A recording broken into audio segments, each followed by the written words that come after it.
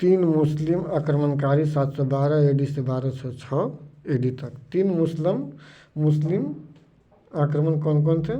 712 से लेकर 1206 AD तक। प्रथम आक्रमण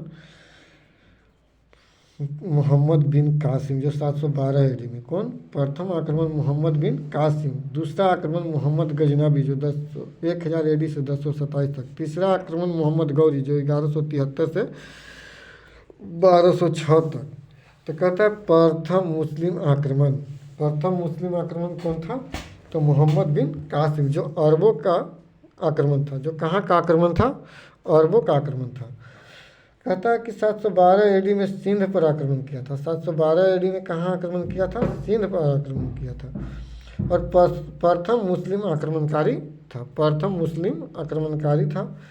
सिंध के शासक दाहिर को, सिंध के शासक उस समय कौन थे?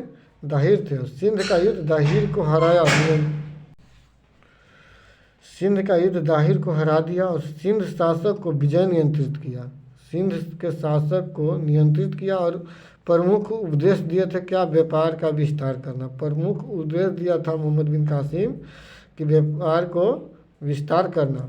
और इसने जजिया कर प्रथम बार धार्मिक कर था। इसने जजिया कर प्रथम बार लगाया था धार्मिक पर, धर्म पर कर लगाया था। उसके बाद कहता है दिरहम सिक्का चलाया था। दाहिर के नाम पर ही दिरहम सिक्का चलाया था जो दाहिर का था। अरबों का देन था क्या क्या? खगोल शास्त्र, चिकित्सा शास्त्र, गणित का क्षेत्र, इस सब में अरबों का देन था। अरबों का देन था फिर कि ऊँट पालन करना, खजूर की खेती करना, बिलादुरी, किताबुल हिंद फुतुल। बिलादुरी क्या था? किताबुल हिंद फुतुल। इसने पुस्तक लिखी। चचनामा। बात करता खंडाय के लेखक कौन थे? खंड खादय के लेखक क्या?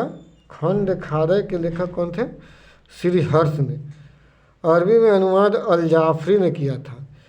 खंड खाद्य के लेखक श्री हर्ष ने थे और खंड खाद्य के अरबी में अनुवाद अल जाफरी ने किया था। कौन किया था? अल जाफरी ने किया था। द्वितीय मुस्लिम आक्रमण ये था तुर्की आक्रमण। 1001 से 1030 तक रहा। 1001 से 1027 तक आक्रमण चला और 1030 में इसकी मृत्यु हो गया था। एक कौन था? महमूद गजनी।